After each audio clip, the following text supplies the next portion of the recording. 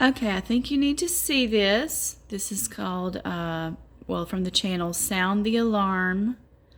I'm not sure what the rest of that is. Jesus something here. Shall he be advocate or judge to they who sin willfully given? Okay? So I'm going to pause this a little bit as he's talking, and I want you to understand that, listen, this is the word of the Lord from another voice echoing the same thing that he's telling us over here on this channel. Okay? Through the mouthpiece of a prophetess. I have to keep saying that because people think that I don't know what I'm talking about or that I don't have the authority because I'm a woman. I'm telling you, he's called me into this office for such a time as this to help you guys understand what you're being lied to about and to get back on the right path with him. And this guy is also hearing from the Lord. He's got a prophetic voice here. He may not be a prophet, but he's a prophetic voice telling you a word from the Lord. So you need to listen. A rebuke of anyone, any rebuke with scripture. So, all right, this is the word that I got this morning.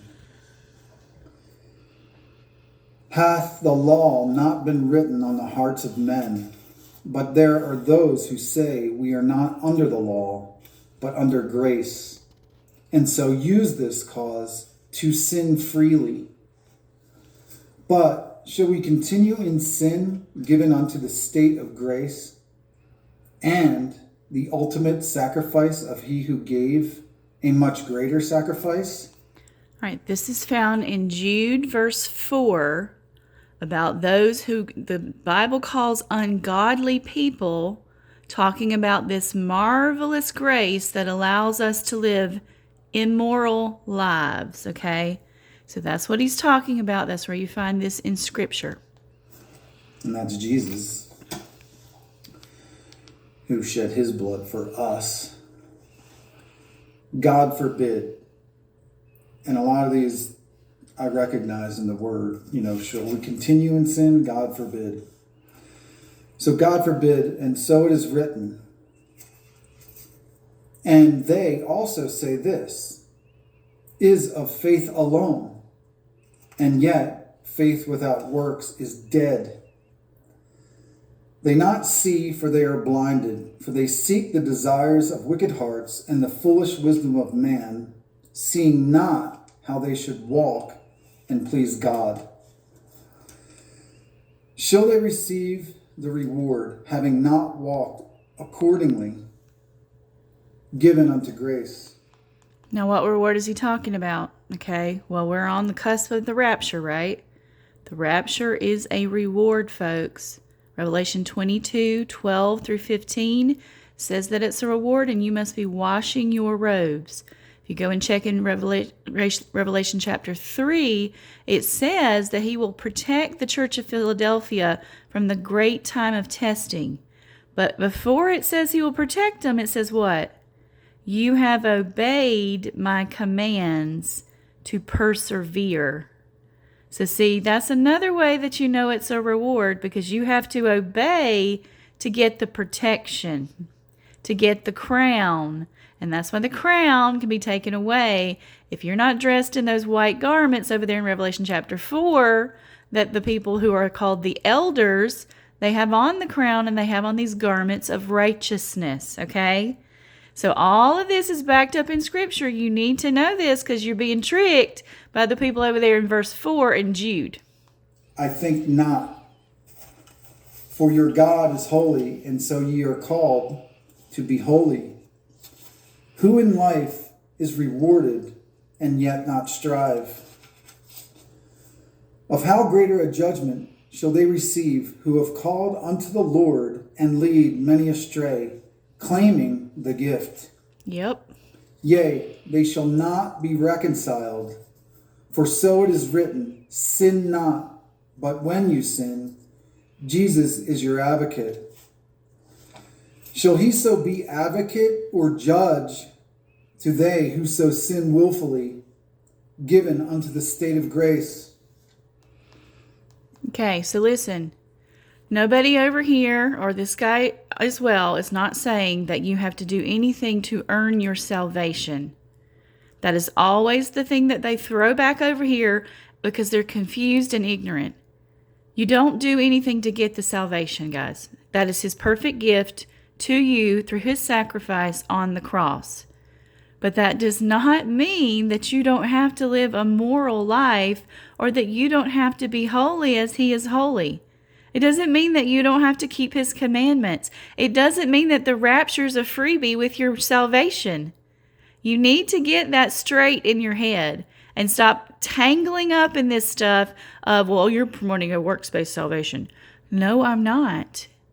You don't do anything to earn the salvation, but you need to keep the salvation. And there are some scriptures that say if you are tangled up in these habitual, willful, feet are swift to run to sin kind of sins, and you're not doing it accidentally. It's not a whoops. It's I'm mean to sin and I'm going to keep sinning. Well, then you're going to end up in outer darkness with the hypocrites, folks. Matthew 24:51 says so. It also says it over there in Revelation chapter 3 about the other church that says that they can have their name erased, okay? It's talking about people that are not going to have their name erased, but what does that mean? If some people are not going to have their name erased, then that means that other people could have their name erased, right? How do you get your name erased? Well, you get your name erased by living a life of a hypocrite. And you're not holy as he is holy anymore, right? So you're not going to be invited into the kingdom. And there's a couple of different groups of lists, okay, in the Bible. One of them's in 1 Corinthians 6, 9 through 10. The other one's over there in Galatians. If you're doing these detestable sins to God, he's going to throw you in outer darkness, okay? That's what's going to happen to you because you have not met the mark. God in his mercy so gave his life, and yet these so put him to an open shame, forsaking him in their walk. For they not walk in his ways, and yet so claim grace, grace. They not forsake the way of their sinful hearts, and seek pleasure in the ways therein. And yet shall they share in my glory? Yea, they who not walk in my ways, and so lead astray, they, in their ignorance, damn both themselves and they who follow, for they defy the very God they so proclaim. Okay, so what does that say? That says all you guys over there saying, oh, it's all about what he did for me on the cross. I'm not responsible for anything. God is saying you are wrong. You are in fallacy, you are leading people astray, and you yourselves are going into danger as well. You're not even going to come to heaven, folks, if you don't get this out of your mind. The grace is there to clean you up. It's not there to give you a license to sin. You should know this. How many other verses in the Bible are there about righteous living? And you guys are over here still beating this drum about, I could live however I want to, and I'm going up there because this little free bonus with my salvation. Where does it say that? It says it nowhere. Is he going by your opinions? Or is he going to go by what his word says is truth? You better think about this. And you better stop leading people astray or that's going to be on your head as well. All right, everyone. Definitely feeling his presence. Be in the word. Read his word. Again, I'm King James only. I'll put Y in the comments. Compare it to whatever Bibles you have or read or whatever. All right, I'll try to find out what his full title of his show or channel name is, okay? But there's just a little bit more here, but that was the rest of the word. But you guys really need to get this in your head, okay? Because if not, you're going to be dealing with this thing right here. These giants, this Nephilims coming back to the earth. As in the day of Noah has two parts.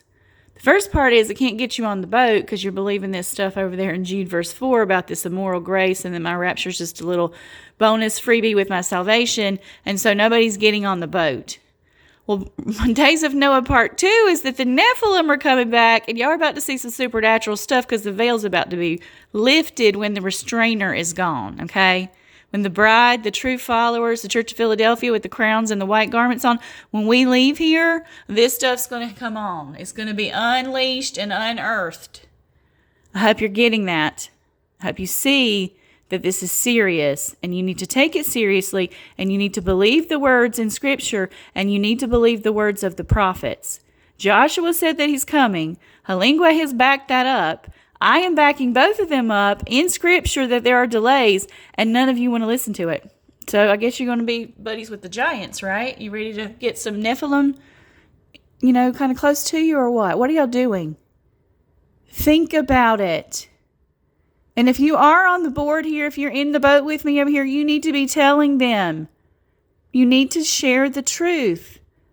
You're not going to be that servant that sticks the talent in the ground, are you? The talent is not just about your abilities or whatever. It's sometimes about truth or knowledge that was given to you and you hid it. What's he going to think about you if you know the truth, but you're just going to let them run like lambs to slaughter? He's not going to think very highly of you either, is he? Get the message out. We must tell them the truth. And those of you that are kind of fighting the truth, you need to stop it and you need to stop leading people astray. If you don't want to go, that's fine, but you just need to be quiet and stop leading everybody else into believing these false delusions that you've been taught by people in the seminaries, apparently, that have been infiltrated by Satan, which has trickled down into the churches, which has trickled down into the laity, and now the laity are supporting lies. And that needs to stop.